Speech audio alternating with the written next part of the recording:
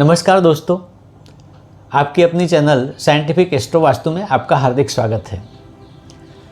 दोस्तों, आज हम बात करेंगे लग्न स्थान के महत्व के बारे में। लग्न स्थान और उसमें आने वाली राशियां जो होती है उनका विशेष प्रभाव मनुष्य के जीवन में होता है।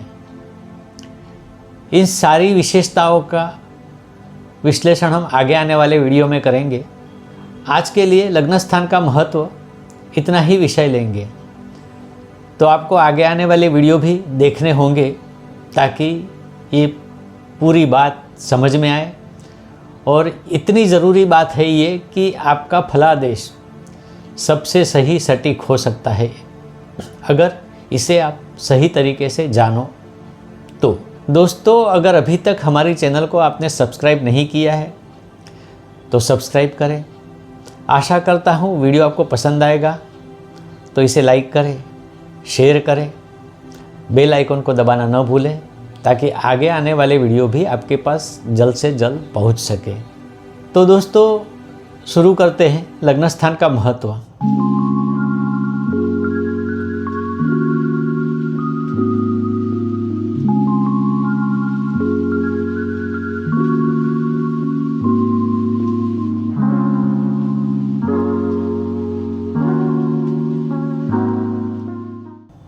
सबसे पहले तो ये जान ले कि लग्न स्थान का जो महत्व है वो सबसे ज़्यादा है, क्योंकि कुंडली के जो बाकी के 11 स्थान है वह सीधे तरीके से या परोक्ष तरीके से लग्न स्थान से ही जुड़े हुए हैं।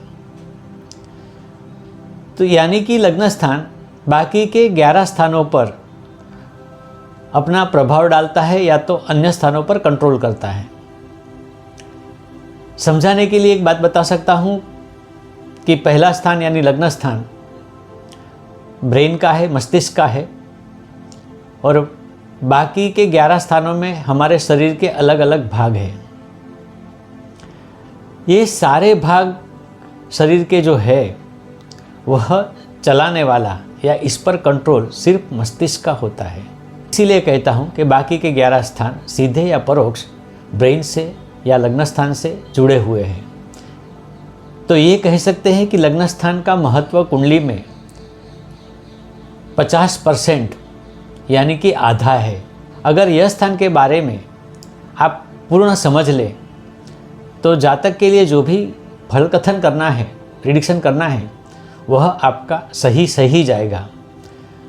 दूसरी बात ये भी कहता हूँ कि अगर लग्न स्थान को देखे बिना कोई भी फलादेश आप करते हैं तो उसमें भूल चूक होने की संभावना बहुत होती है। इसका मतलब तो यही हुआ कि किसी भी फलादेश के लिए लग्न स्थान को देखना बहुत ज़रूरी है। अब लग्न स्थान की बात करें तो लग्न स्थान में कोई राशि आती है और राशियाँ अलग अलग प्रकार की होती है। सबसे पहले देखें तो 4 तत्व होते हैं और उनकी अलग अलग राशियाँ होती हैं। 4 तत्व होते हैं अग्नि, पृथ्वी, वायु और जल, सर्वसामान्य है। अग्नि तत्व में जो राशियाँ आती है वो है मेष, सिंह और धनु।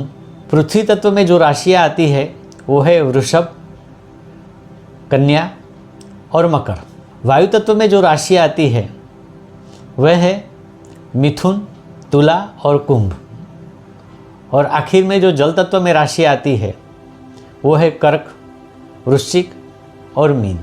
ये सारे तत्वों का और राशियों का मनुष्य जीवन पर बहुत सारा प्रभाव होता है और सारा जीवन इन्हीं तथ्यों पर चलता है। यह विश्लेषण आगे वाले वीडियो में ज़रूर करेंगे। राशियों का दूसरा प्रकार है जिनमें आता है स्वभाव, यानी कि चर स्वभाव, स्थिर स्वभाव और द्विस्वभाव। चर स्वभाव में जो राशि आती है वो है मेष, कर्क, तुला और मकर।